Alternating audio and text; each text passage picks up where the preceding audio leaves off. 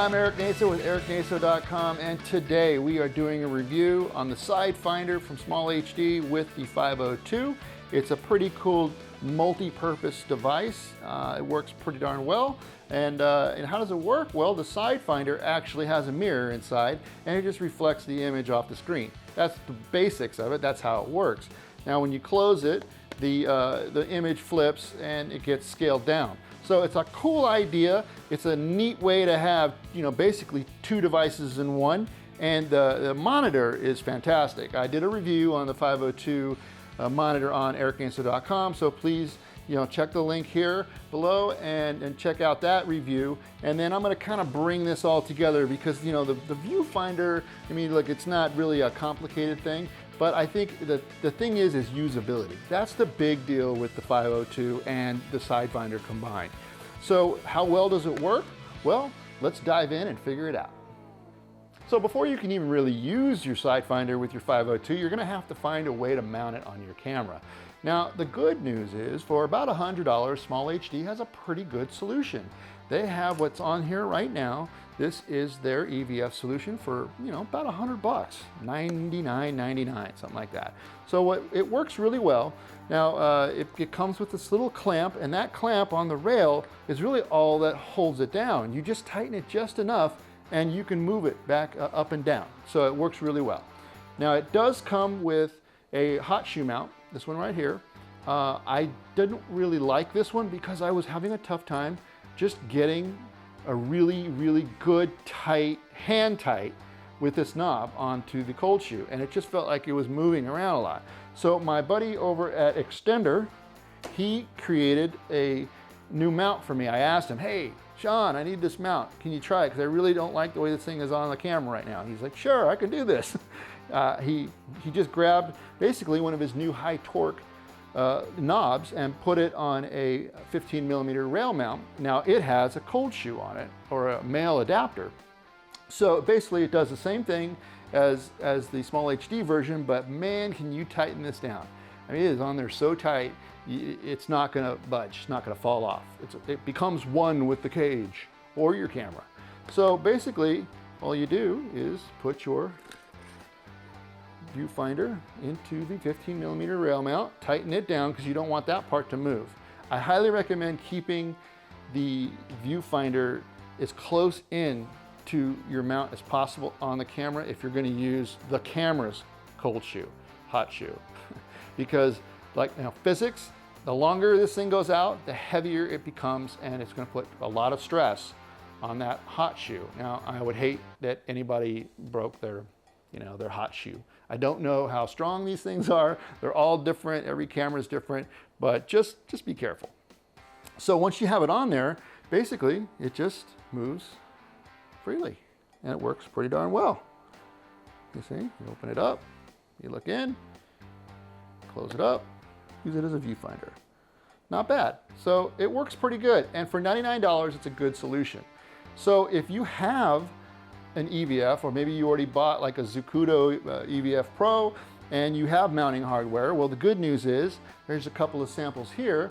This is the wooden camera version that I love a lot. It's very nice, and it also works with the same system here with the 15mm rod mount. And I went and got from the hardware store this 1/4 with a knob, and then I would attach it to the bottom of the EVF, because the Sidefinder also has a 1/4. So I would mount this to it. This, again, great solution. These are proven. They've been around for a while. I really like it. The other option would be to get, or if you have, the Zacuto Axis Mini that people are using with the Gradical. And this works great. It does everything that it would supposed to do if you were using it with a Gradical. So it's super easy. You have lots of options on ways of mounting the Sidefinder to your camera. But with this setup, it's super cheap, works pretty well. I think you'd be happy with it. So obviously a big benefit of having this system is that it's a two-in-one. You have two options. When you're shooting indoors, maybe you don't want to use the EVF, and you can just use it as a monitor. And this monitor is fantastic. It's so clear. There's just so many pixels jammed into this teeny little 5-inch monitor. that it makes it focusing so much easier. And it also has really great tools. But in Sidefinder mode, well, you're gonna have to use this remote. And it comes with the Sidefinder, so you don't have to pay extra. And it's nice because it basically mimics the same settings that your on the monitor functions do. So it's not like you have to relearn how to control it. And it comes with a little clip. I found it pretty handy. I just put it right here on my tripod when I was using testing it out. I was just using it on here, and I used a little Velcro strip and put it on there, and I can close it up, and then I can change my screens and change my settings. So how good is the actual optics inside of here? Well, it's pretty good. I mean, it's very usable. If you're shooting outside without this setup, you're gonna suffer. You're gonna end up having to use your camera's EVF, and well, being down here, looking through here at a lower shot angle is never fun. My back is always in pain when I'm trying to shoot with the onboard EVF. Having this setup is so much easier on your back, your shoulders, and your neck. And not only that, it's just super easy to focus. I have a lot of great features that I can use. The tools that are built into the 502 work flawlessly when you're using with the Sidefinder. And you access them with the remote. So you can go in and out of pages, you can turn on and off different tools. It's just super cool. Now, again, back to the optics quality, I'm pretty impressed. The only thing that really kind of bugs me is I see a little bit of I don't know whether it's a little bit of a reflection of the mirror on the screen, but it's only in the left-hand side. And the way I have it set up, I don't see it that much, but it just is a little bit annoying.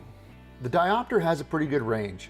I'm farsighted and I was able to get it dialed in. The eye cup is a little awkward. It's round. I wish it was more shaped like a teardrop, kind of like your eye is, or maybe just more of a conventional style viewfinder eye cup. Wearing glasses using the Sidefinder, well, I found it kind of difficult. When you're in Sidefinder mode, you have an option for the field of view. It can go from 40 all the way to 20. I found shooting around 31 was pretty good. But I'm also was surprised that shooting at 40 wasn't too bad. It's very crisp, it's a good size image, so if you have a real critical focus, yeah, just put it in 40 and then bring it back down to 30, 31. It's super easy with the remote. I didn't find the weight of the Sidefinder and the 502 to be that heavy.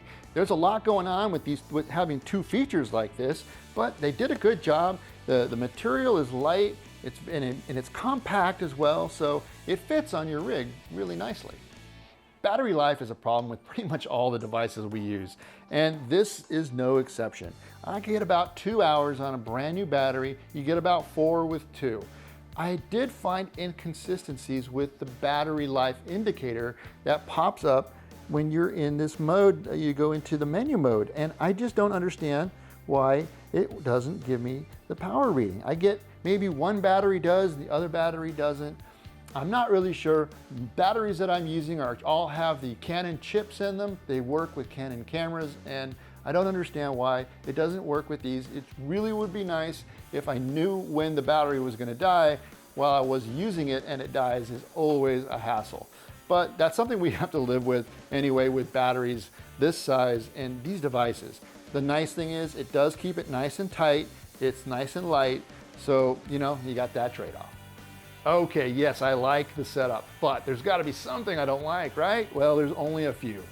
One is, and it's kind of a weird one, is that every once in a while when you're using it, the monitor will come off the magnet. And when that happens, it goes into monitor mode and the image becomes full and it doesn't flip. So it kind of throws you because you're looking in the viewfinder. So that is, the magnets just aren't quite strong enough to hold it. And because it does fall down just a hair. So you see how it doesn't just line up because of the weight. See, so you have to kind of lift it and then put it on. And that happens every once in a while. It's a little annoying, but I guess you just gotta learn how to live with it. Now, some people have said, well, what about that hinge? This hinge is gonna break over time. And you know what? I was kind of worried about it, but I've been using it and it's solid. It reminds me of, like a laptop where it's very tight and holds firmly. And I don't think there's gonna be a problem with that, but Maybe over time it'll get loose and that would be a bummer, but I don't think so. I think it's gonna hold real well. Getting the SD card out of the 502 isn't very easy. It doesn't come out far enough. To release it, you push it in and it pops out. But the problem is it just doesn't pop out far enough and it's hard to get your fingers in there to pull it out. I found a solution. You have to push on it really hard and pop it out. Just let go really quickly and then it comes out just a hair more and then you're able to grab it. Well, that about wraps it up. We've covered a few things. We covered how to mount it. We've covered some of the features I like and how it integrates with the side finder with the 502. All in all, I think this is a really cool product. The 502 monitor is just so great. It's so sharp and it really works nicely with the implementation of the side finder. And the side finder with the 502, well, it's pretty lean and it looks really great. I like the way they did it. And their very inexpensive mounting system here, well, that's a good start if you want to just get going with this thing. So all in all, yeah, pretty good product. Good job, Small HD. My name is Eric Naso with ericnaso.com. Thanks for watching. Please subscribe to my YouTube channel, leave comments, visit my blog, ericnaso.com right now. Have a good one. We'll see you soon.